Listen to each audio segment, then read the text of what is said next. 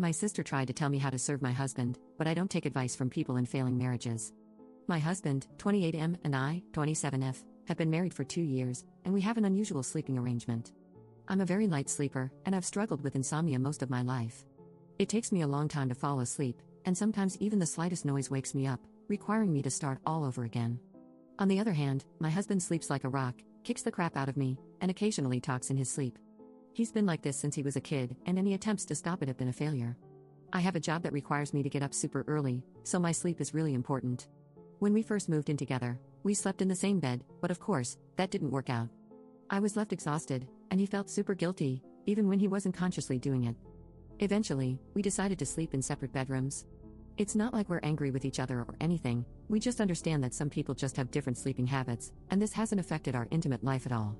My older sister, Layla, 32F, and her husband are going through a rough patch in their marriage.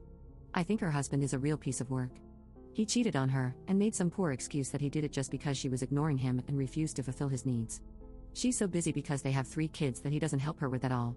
I was shocked when she told me she was staying with him even after the affair was exposed. I tried to talk her out of it, but she told me to mind my own business, so I did. They're in marriage counseling now, and from what Layla has relayed to me, it's not going well. She's been trying to change to fix their relationship, but he doesn't even try to become a better husband. He just shoots some half-baked apology and justifies his actions. I hate him, but I guess it's her choice as a grown woman to stay. She's, of course, devastated, but also reacting weirdly to the entire thing. She's convinced herself that it's all her fault. If she had just paid more attention to him, then none of this wouldn't have happened. I've tried to tell her that isn't true, but she doesn't listen. The other day, she came to our apartment to chat, and so I could see my nieces. My husband was at work, and it's important to note she had actually never been to my apartment before. She and her husband have a large fancy house, so I usually just go to them. With how tense things are now, she said she'd prefer to come to my apartment. One of my nieces opened what she thought was the bathroom door, when it was actually the door to my husband's separate bedroom. Layla saw inside that it was lived in, so she asked if we had gotten a roommate. I said no and just gave her a quick rundown on the situation. She seemed a bit weirded out, but didn't say anything until my nieces were all in the living room watching a movie. She began to ask all these weird questions about our intimate life, love for one another, etc. I said we were doing just fine, and that some of the personal questions she asked were none of her business. She got a bit snappy and said that she's just trying to help me. That if I left my husband out of my bedroom and didn't attend to his needs, then he might just run off with some other woman. She told me to be careful, and that it would be better to just sleep in one bed despite any sleep issues. She even said, "You have to keep an eye on him constantly so he won't feel the need to leave you for someone more attentive."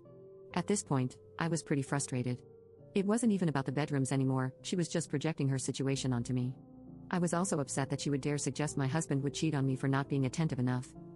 I snapped and sharply said that her husband is the cheating piece of crap, not mine. Just because her marriage is failing doesn't mean she gets to critique and coach mine. That made her super angry, and she immediately stood up and stormed to the living room to get her daughters and went home. Since then, she won't answer my calls. She just sent me one text that said she was just trying to help, and to not be surprised when my husband cheats. My husband was offended as well, but he said he understood since she's going through a very tough time.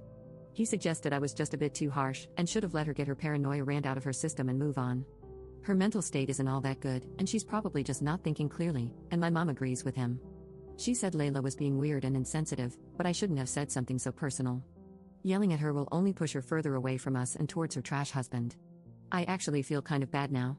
She's obviously not thinking clearly, and I should have just moved on. Update 1. Thank you all so much for your advice on my original post. Something very intense happened with my sister last night. I was getting anxious, and was planning to go to her house to apologize and try to move on from this. But before I could go, my mom called and asked me to come over. I was shocked to arrive and see my sister sobbing with her suitcase and daughters. She was very distraught and still crying, so we had a bit of a hard time understanding her. Eventually, we figured out what happened. Apparently, earlier that day when she was home, her husband said something so repulsive she just left. Before that, she was serving him a drink and walked away to clean the kitchen and do some laundry. Her oldest daughter walked in and plopped onto the couch beside her father to watch a movie. He laughed, and made some joke about how she should enjoy lazing around now because when she gets a husband, all that's gonna end. My niece asked how come, and he pointed to my sister and said, "Look at your mom for example. Great right now, but we almost divorced when she neglected her wifely duties. You should just be like her now all the time and skip the drama." That broke my sister. She packed up and left within the hour. He didn't chase and just said she'll be home soon.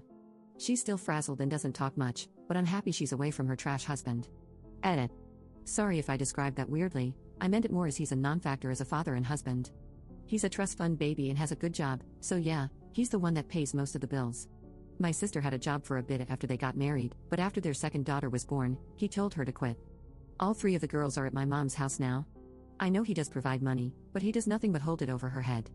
We haven't worked out the details, but she'll probably stay with my mom now, and will help her with the girls and the divorce process.